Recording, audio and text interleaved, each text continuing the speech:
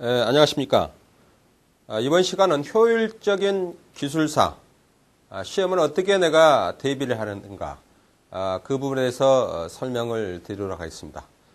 기술사는 상당히 어렵고 힘이 듭니다.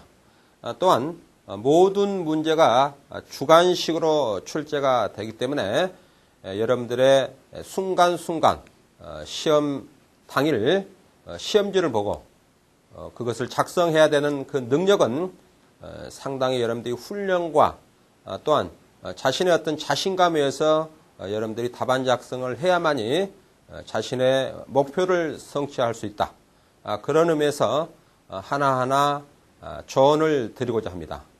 첫 번째는 체계적인 계획을 설정해야 됩니다. 그래서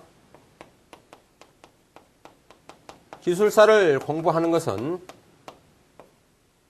계획이 있어야 되겠죠. 우리가 어떤 일을 하더라도 계획이 있어야 됩니다. 그래서 그 계획에 의해서 우리가 여러 가지 자신이 해야 될 업무를 추진하는 것이 좋겠죠. 그래서 보통 6개월에서 1년 정도 기간을 잡으면 좋습니다. 그래서 계획을 먼저 세워야 되겠죠. 그래서 내가 어떻게 계획을 세워만이 이 시험에 대비할 수 있는가? 그것은 상당히 중요합니다. 그래서 체계적인 계획에 의해서 여러분들이 준비를 진행을 해야 된다. 또한 체계적인 계획이라는 것은 자신의 여러 가지 사생활을 뒤로 하고 이 기술사를 합격을 해야 된다는 그곳에 중점을 두고 여러분들의 모든 생활 패턴을 거기에 집중을 해야 된다는 그런 의미가 되겠죠. 그래서 첫 번째는 체계적인 계획을 설정하고 다음 두 번째는 시험 준비 기간이죠. 시험 준비 기간.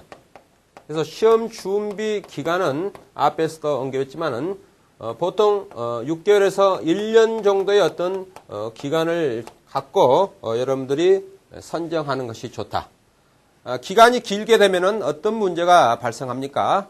어떤 사람들은 보통 2년 내지 3년을 잡은 그런 분도 있습니다. 그렇지만 여러분들 생각해 보십시오. 모든 21세기에 우리가 살아가는 이 산업사회는 상당히 바쁘고 또한 돈을 벌어야 됩니다. 그래서 공부만이 할 수 있는 것은 아니죠. 그래서 결국은 기간이 길게 되면은 그만큼 기억력은 떨어집니다. 또한 기한이 길게 되면 어떻게 됩니까? 우리가 여러 가지 일이 있으면은 그 미루게 되죠. 기간이 많이 있으니까 뭐 다음에 하면 되지. 이런 생각을 가지고 공부를 하게 되면은 그만큼 집중력이 떨어집니다. 집중력이 떨어지고 또한 기간이 길게 되면은 기억력이 떨어지게 되죠. 여러분 생각해 보십시오. 나이가 먹으면 먹을수록 들면 들수록 여러분들이 기억력이 더 생깁니까? 더 떨어지죠. 그것은 결국은 전혀 공부에 도움이 되지가 않습니다. 그래서 가능한 기간을 짧게 해서 그래서 최단은 6개월 그 다음에 가장 긴 것은 1년 정도 잡고 여러분들이 준비를 하면은 가장 좋을 것으로 생각이 됩니다. 그렇게 해서 준비를 하시고 다음 세 번째는 출제 빈도가 높은 문제부터 진행을 하라는 거죠. 출제 빈도에 따라서 준비를 해라. 이것은 출제 빈도에 따라서 준비하라는 것은 여러분들이 시간이 없을 때를 의미합니다. 시간이 짧은 경우에 이때는 출제 빈도의 수에 따라서 우리가 진행하는 것이 제일 좋겠죠. 왜냐하면 시간이 길게 되면은 어느 정도 여유가 있으면은 전부 다 출제된 문제를 아주 자세히 이렇게 보면은 좋겠죠. 그렇지만은 그만큼 시간이 직장을 다니고 하다 보면은 시간이 없을 수도 있겠죠. 그럴 때는 결국은 어떻게 죠? 출제 빈도에 따라서 우리가 공부를 할 수밖에 없습니다. 예를 들어 베너리 방정식이 나왔다. 그러면 베너리 방정식이 예를 들어 한 10회가 나왔다. 그것은 상당히 출제 빈도가 높습니다. 그것은 앞으로도 나올 가능성이 많다는 거죠. 그런 부분부터 먼저 여러분들이 진행하는 것이 좋다는 거죠. 그렇게 하고 그 다음에 시간이 충분히 있을 때 시간이 충분하면은 그 부분을 전부 어떻게 됩니까? 정독을 해서 그것을 읽고 우리가 요약을 하면 되겠죠. 그래서 시간이 없을 때와 시간이 있을 때 내가 어떻게 그것을 선정해서 해야 되는가. 그것은 상당히 중요합니다. 그 다음에 네 번째는 연습을 실전처럼 해야 됩니다. 연습을 실전처럼 해야 된다. 자, 연습을 실전처럼 한다는 것은 가장 중요한 것은 포인트는 뭐죠? 여러분들이 기억을 많이 해야 되겠죠. 기억을. 첫 번째는 기억을 많이 해야 됩니다. 그런데 이 첫 번째 기억이라는 것은 항상 문제의 여러 가지 연계, 즉 예를 들어 하나의 문제에 대한 그 내용을 그곳에만 국한하지 말고 여러 가지 학문이라는 것은 전부 다 네트워크처럼 연결이 되어 있습니다. 그래서 다른 어떤 자신이 알고 있는 지식을 이 문제에 연계해서 여러분들이 답안 작성을 할 수 있는 그런 능력이 탁월해야 됩니다. 그것은 대단히 중요합니다. 그래서 여러분들이 꼭 한 문제당 독립적으로 그것을 생각하지 말고 전부 다 학문이라는 것은 연계가 되어 있다. 그것을 여러분들이 개요의 어떤 내용을 여러분들이 작성한다든가 이런 것은 상당히 도움이 많이 되죠. 또한 그런 문제들을 충분히 지식을 알아야 되겠고 그 다음에 실전이라는 것은 제일 중요한 것은 답안 작성입니다. 답안 작성. 그래서 답안 작성을 실전처럼 진행을 해야 된다는 거죠. 그래서 답안 작성을 실전처럼 진행한다. 또한 이것을 어떻게 하죠? 우리가 쓰면서 계속 연습을 해야 된다는 거죠. 그래서 우리가 답안지를 작성한다는 그런 가정하에서 우리가 연습을 해야 됩니다. 또한 21세기는 어떻게 됩니까? 우리가 컴퓨터 세대죠. 이 컴퓨터 세대다 보니까 손을 우리가 사용하는 이런 어떤 여러 가지 글씨 쓰는 그런 사항들이 상당히 많이 줄어들고 있다. 그로 인해서 손놀림이 상당히 느립니다. 그래서 여러분들이 실전처럼 준비하는 것은 손놀림 속도를 빠르게 이렇게 계속 훈련을 시키라는 거죠. 그것은 대단히 중요합니다. 예를 들어 자기가 머릿속에 많은 지식을 알고 있어도 결국은 손이 옮겨 써야만이 합격할 수 있고 점수를 획득할 수 있는 거죠. 그것을 계속 훈련을 해야 됩니다. 그것이 대단히 중요한 거죠. 그렇게 해서 여러분들이 진행을 해 주시기 바라고 다음은 답안 작성 요령입니다. 답안 작성 요령. 그래서 어떻게 답안 작성을 해야 되는가? 답안 작성이 상당히 중요하겠죠. 그래서 첫 번째는 반드시 개요를 써야 됩니다. 개요. 예를 들어 A에 대해서 논하라. A에 어떤 원리가 있다. 그래서 문제가 뭐 이렇게 나왔다고 치죠. 문제가 A의 원리에 대해서 설명하시오. 이런 문제가 나왔다 치면은 첫 번째는 개요를 써야 되겠죠. 개요. 개요는 A의 원리에 대한 포괄적 내용이 들어가야 됩니다. 포괄적 내용. 그래서 여기서는 어떤 A의 어떤 사용 방법이라든가 특징이라든가 또 여러 가지 장단점이 있겠죠. 이런 부분을 A의 원리에다가 우리가 개요에다가 써야 됩니다. 그래서 개요는 우리가 논문에서는 서론과 똑같죠. 논문이 다 어떻게 구성되어 있습니까? 서론, 본론, 결론으로 이렇게 논문이 구성이 되어 있습니다. 그래서 개요는 그 본론의 어떤 부가적인 본론의 내용을 이해하기 쉽도록 유도하는 것이 바로 서론, 즉 개요입니다. 그래서 개요는 포괄적으로 이렇게 설명을 해주는 것이 좋겠죠. 그런 다음에 이제 본론에서는 그것에 대한 디테일한 내용을 전개해 나가는 거죠. 그래서 그런 부분으로 여러분들이 개요를 설명해 주시고 그 다음에 두 번째는 결국은 A의 원리가 타이틀이 되는 거죠. 그래서 본론의 제목이 A의 원리가 되겠죠. 그래서 A의 원리에 대해서 여기서는 여러분들이 설명을 해 줘야 됩니다.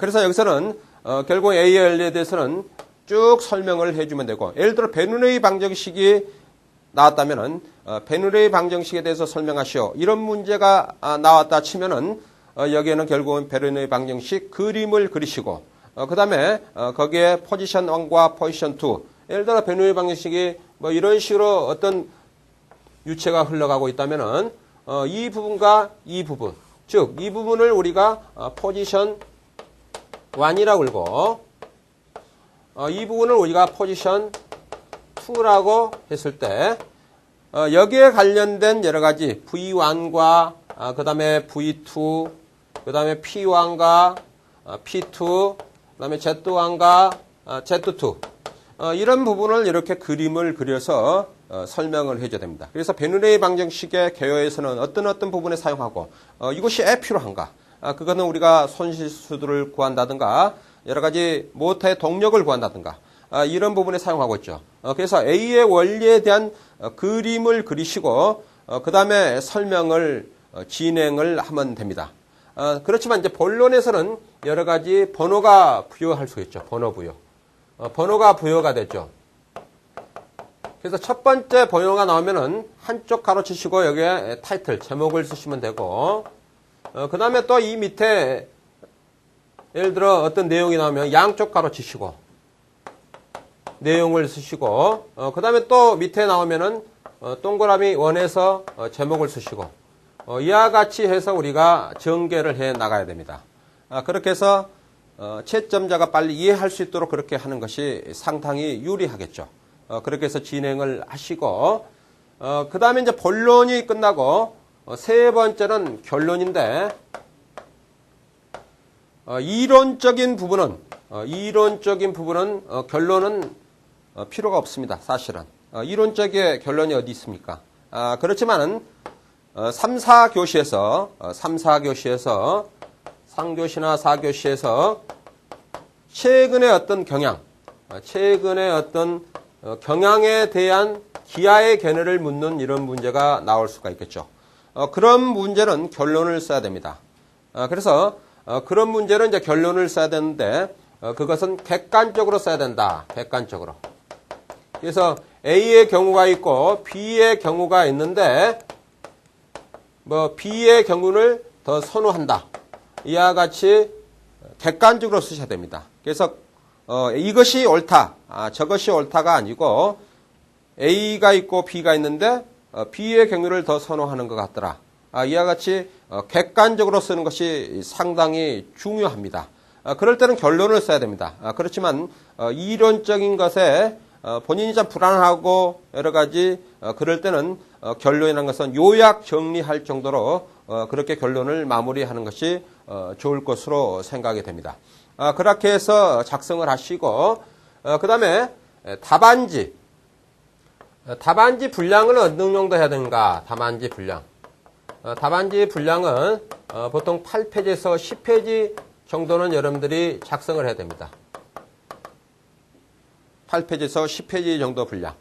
그래서 이것은 A4로 이렇게 편지지 형식으로 되어 있기 때문에 그것을 여러분들이 작성을 해야 되겠죠. 그런데 이 8페이지에서 10페이지 정도의 어떤 분량을 작성하는 것은 쉽지가 않습니다.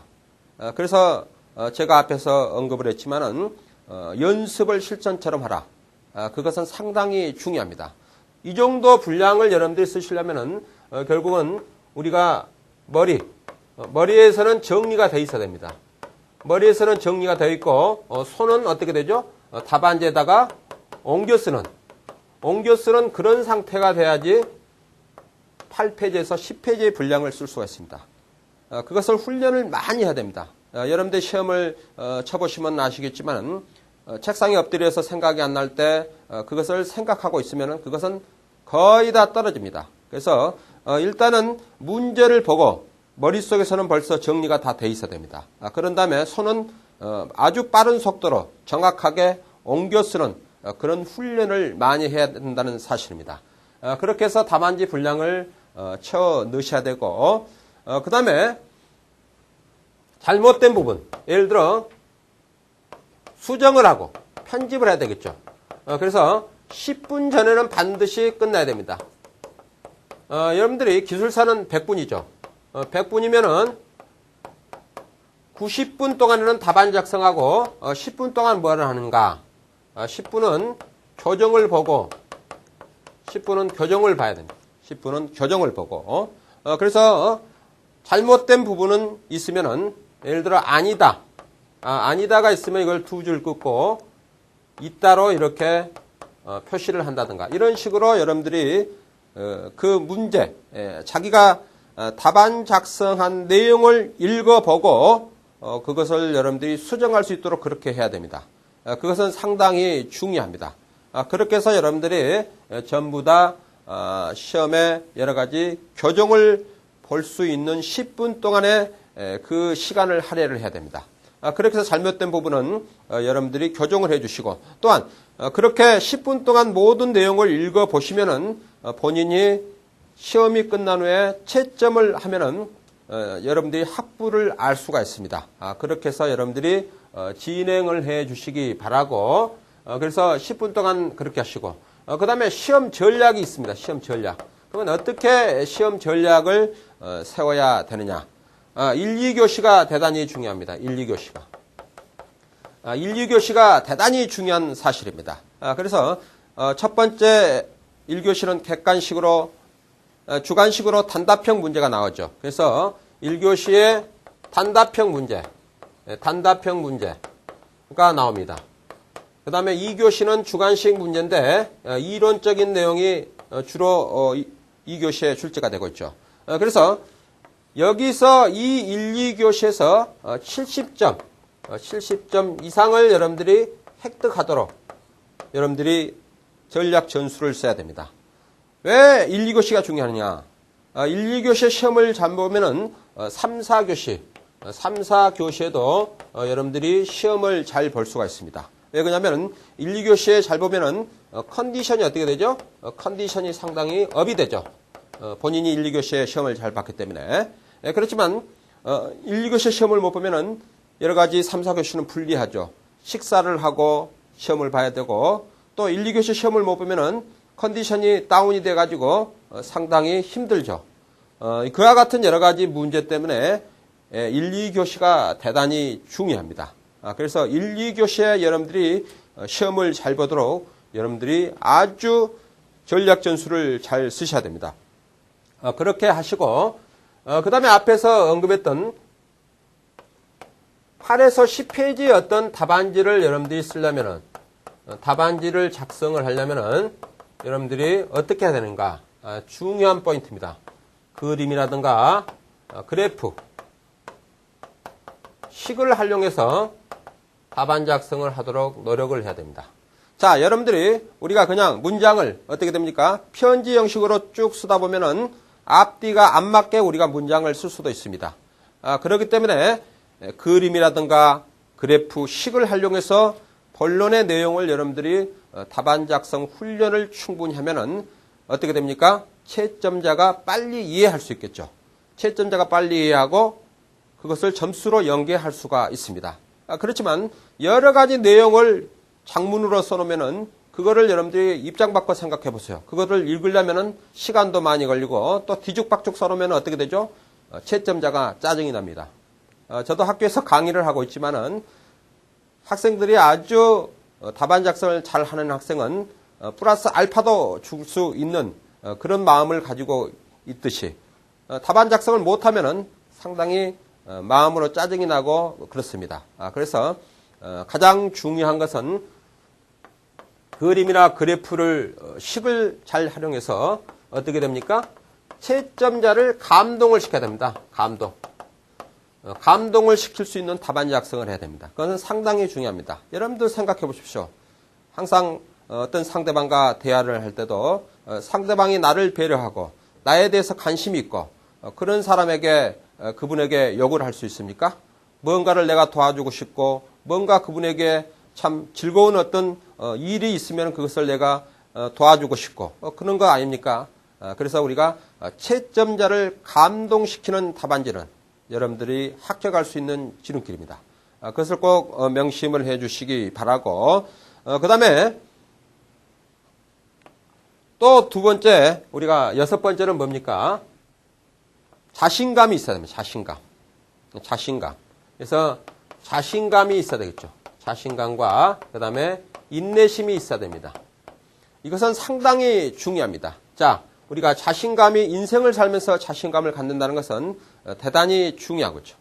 여러분 생각해 보십시오. 이 세상에 태어나가지고 내가 가장 위대하고 내가 가장 자신감 있고 나는 뭐든지 할 수 있다는 그런 자신감을 갖는 사람은 세상에 여러 가지 즐거움으로 사는 사람이 상당히 많습니다.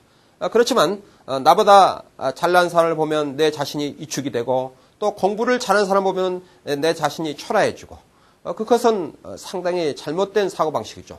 이 세상에 태어나면은 자기가 가장 멋있는 사람이라고 생각하고 또한 그런 삶을 살도록 여러분들이 노력을 해야 되겠죠. 그것은 상당히 중요합니다. 그것은 시험장의 분위기와 연관이 될 수가 있습니다. 그래서 시험들이 시험장에 들어갔을 때 그 많은 수험생보다도 내가 위대하다. 그런 생각을 가지고 시험을 보는 것과 거기서 위축이 돼서 시험을 보는 것은 천지차이입니다. 그래서 그 시험장 분위기를 어떻게 되죠? 장악을 해야 되겠죠. 장악을 함으로써 어떻게 됩니까? 자신이 공부한 내용을 다 기억해낼 수 있는 능력이 나옵니다. 그렇지만 위축이 되면은 그러하지 못하죠. 그 다음에 인내심이 있어야 됩니다. 기술사는 인내심이 있어야 됩니다. 여러 가지 어렵고 힘든 것들이 많습니다. 우리가 살아가는 이 세상에는 상당히 힘이 들죠. 또한 도시생활은 더 힘이 듭니다. 아파트 관리비를 내야 되고 모든 것이 다 돈이 있어야지 우리가 모든 생활을 유지할 수 있습니다. 그러기 위해서는 우리가 또한 직장을 다녀야 됩니다.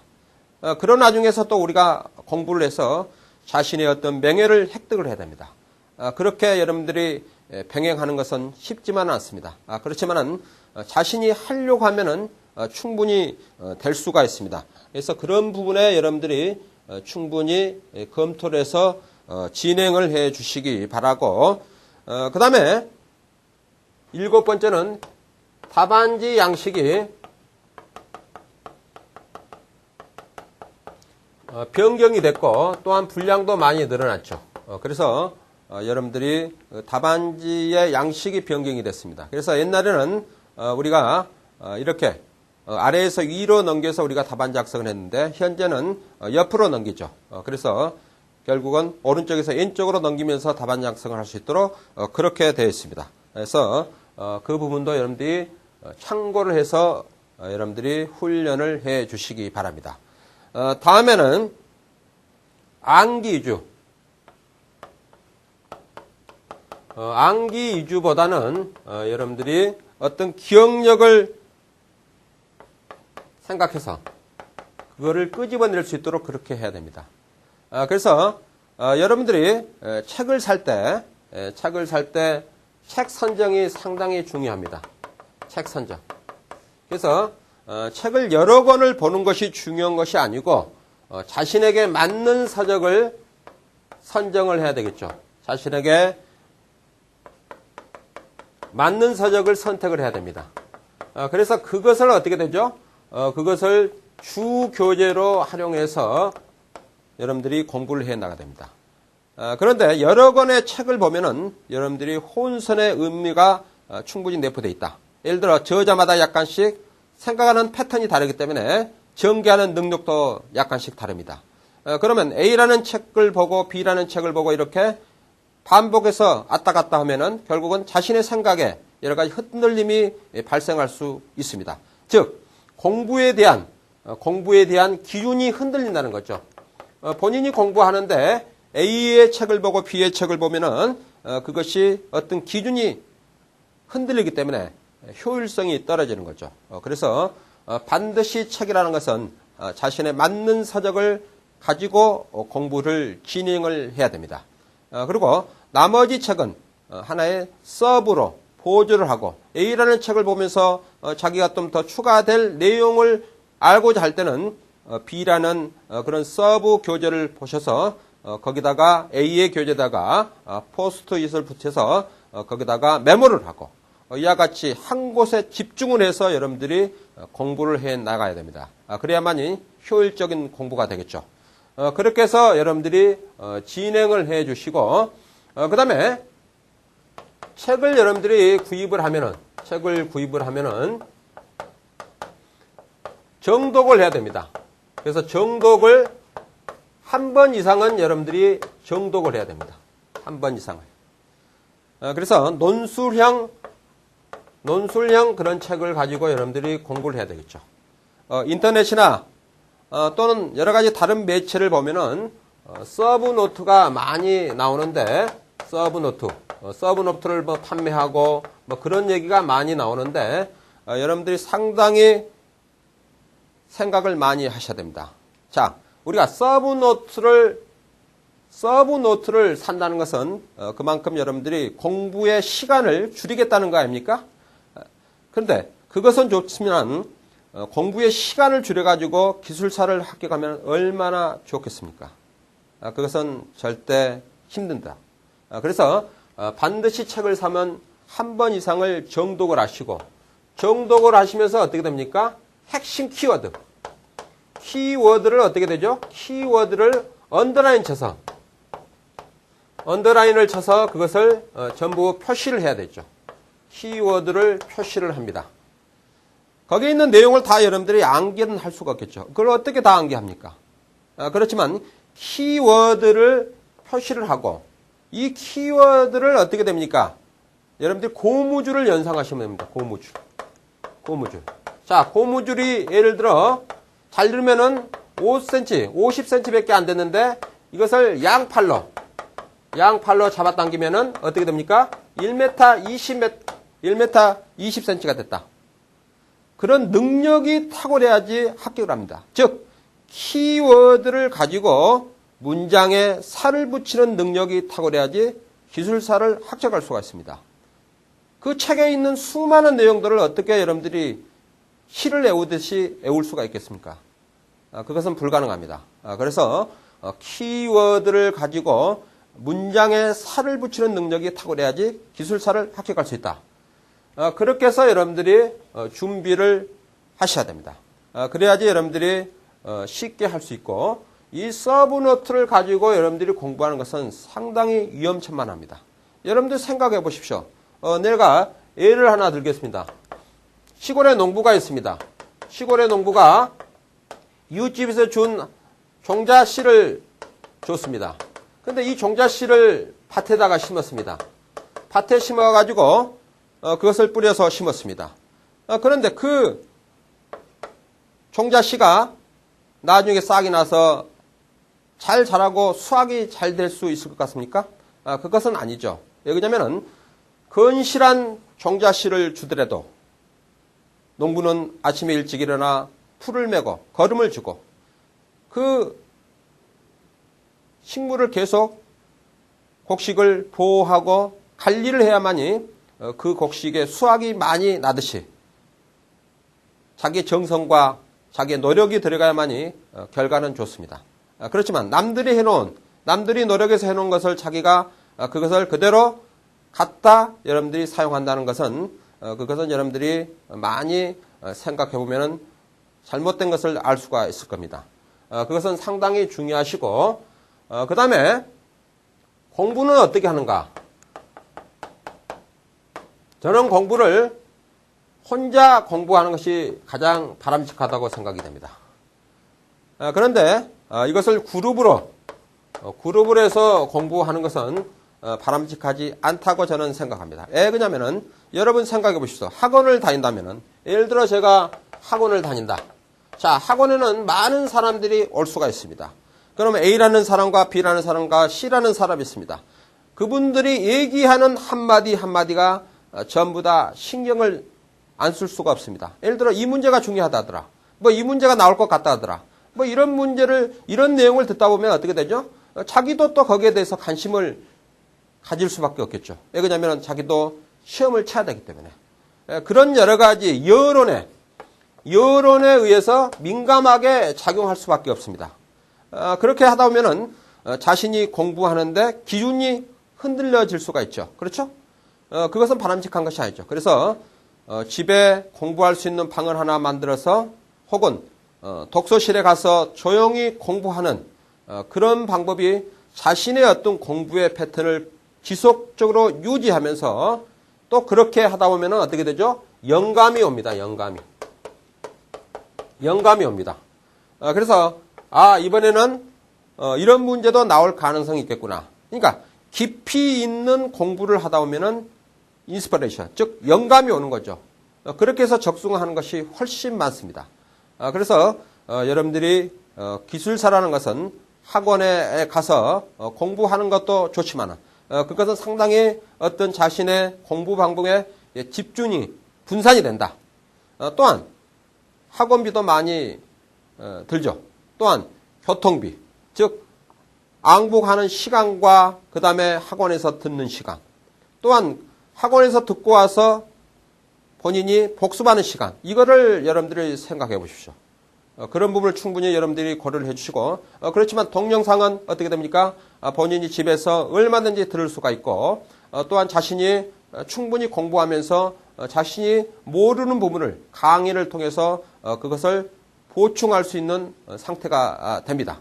그렇지만 여러 가지 학원에서 공부한다든가 혹은 카페에 가입해서 그 카페에서 여러 가지 카페의 그 방문자들이 얘기하는 그런 내용은 전혀 도움이 되지 않고, 또한 그룹형 공부, 이렇게 몇 명이 모여서 공부하는 그런 것도 저희들이 상담을 통해서 많이 상담을 해주고 있지만은 그것은 바람직한 것이 아닙니다.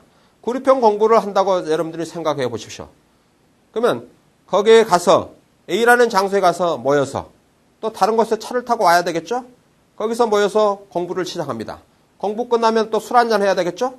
뭐 이렇게 하다면은 여러분들 공부가 제대로 되겠습니까? 또 그 그룹형에서 예를 들어 A라는 사람이 이런 말하고 B라는 사람이 또 다른 말하고 이렇게 하다 보면은 결국은 공부의 중심이 흔들려서 공부가 상당히 효율성이 떨어집니다. 그런 부분도 여러분들이 충분히 검토해서 준비를 해야 됩니다.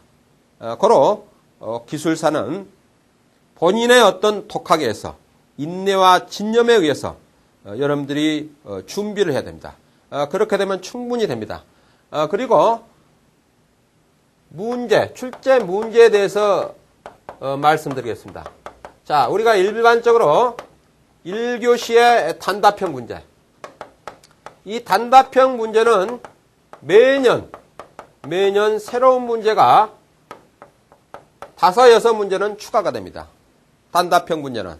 절대 가년도 출제 문제에서 다 나온 적은 한 번도 없습니다. 그래서 1교시 문제를 여러분들이 대비하기 위해서는 관련 종목의 기술 잡지를 항상 보셔서 이것은 좀 중요하다. 그런 것은 스크랩을 하시고, 그 다음에 정부기관에서 발표하는 여러 가지 내용들, 공지사, 이런 것은 상당히 중요합니다. 그 다음에 뉴스에서 언급된 여러 가지 내용들, 그런 것도 여러분들이 항상 눈여겨서 그것을 메모를 한다든가, 그렇게 해서 항상 인터넷에서 찾아서 프린트를 한다든가, 그렇게 해서 1교시 단답형 문제를 항상 준비를 해야 됩니다. 그렇게 하셔서 이것을 1교시가 준비하고 2, 3, 4교시는 가연도 출제 문제에서 많이 출제가 됩니다. 그래서 가연도 문제를 여러분들이 꼼꼼히 이렇게 잘 확인하고 그것을 준비를 해야 됩니다. 또한 3, 4교시는 결론에 관련된, 앞에서 설명했던 결론에 관련된 문제가 출제될 수가 있습니다. 그래서 이 3, 4교시는 이것도 최근에 여러 가지 이슈가 된 그런 내용이라든가 뉴스, 또한 여러 가지 사고, 뭐 이런 부분에 관련된 내용들은 나올 확률이 90% 이상입니다. 그래서 여러분들이 그런 부분을 항상 준비해서 여러분들이 진행을 해 주시기 바랍니다. 이렇게 해서 여러분들이 준비하면은 크게 문제는 없을 것 같고, 기술사는 자신이 열심히 함으로써 여러 가지 명예를 얻을 수 있고, 또한 21세기는 여러분들이 인간의 수명이 이제 100세 시대가 됐습니다. 그래서 여러분들이 60세까지, 성공한 사람들은 60세까지 직장을 다니면서 여러 가지 돈을 벌 수 있지만은 그 이유를 여러분들이 생각해 보십시오. 그러면 내가 40년 동안을 무엇을 가지고 내가 먹고 살 건가를 여러분들이 항상 생각을 해야 됩니다. 직장을 다닐 때는 정기적으로 봉급이 나오기 때문에 걱정을 할 필요 없습니다. 하지만은 직장에서 내가 퇴사를 하고 사회생활을 했을 때 어떻게 내가 살 건가가 더 중요하다는 사실입니다. 그래서 여러분들이 여러 가지 힘들고 어려운 것이 많고, 또한 직장 생활을 하고 바쁘고 다 힘이 듭니다. 시간이 없습니다. 그런 와중에 여러분들이 준비를 해야만이 성공이라는 단어가 여러분 곁에 늘 머물 것으로 생각이 됩니다. 저도 그렇게 기술사를 공부했습니다. 그래서 한 달 공부해서 2개의 종목을 제가 합격한 사실도 있는데, 여러분들이 하면 됩니다. 그래서 항상 자신감을 가지고 여러분들이 기술사를 준비하는 기간은 모든 사생활을 조금은 양보하고 기술사에 집중해서 여러분들의 노력이 헛되지 않도록 하고, 또한 여러분들이 그 명예를 얻고, 또한 나중에 여러분들이 후회하지 않도록 그렇게 하시기 바랍니다. 그 다음에 요즘에는 구조조정이다, 여러 가지 기업의 조건들이 좋지 않습니다. 그래서 항상 여러분들이 직장에서도 여유로움이 있을 때 자신의 미래를 생각해서 임팩트를 주어서 내가 지금 공부하지 않으면 안 된다. 또한 직장 생활을 하면서도 항상 불안한 상태, 즉 명태나 구조조정 대상 상태에서 여러분들이 공부를 하면 공부가 잘 안 됩니다. 자기가 가장 편안하고 아무 문제가 없을 때 기술사를 준비하는 사람이 빨리 합격을 할 수 있습니다. 그래서 엔지니어 데이터넷에 문의한 대부분 연령층이 30대 초에서 40대 초가 제일 많습니다. 그분들이 다 직장에서 지금은 여유롭게 다 생활하고 있지 않습니까? 하지만은 벌써 미래를 준비하고 있습니다. 그래서 여러분들이 조금은 힘들고 어렵더라도 그것을 충분히 여러분들이 알아서 자신의 어떤 목표를 향해서 열심히 하면은 좋은 결과가 있을 것으로 생각이 되며, 꼭 여러분들이 이 강의를 듣는 모든 분들이 합격할 수 있기를 간절히 기원합니다. 감사합니다.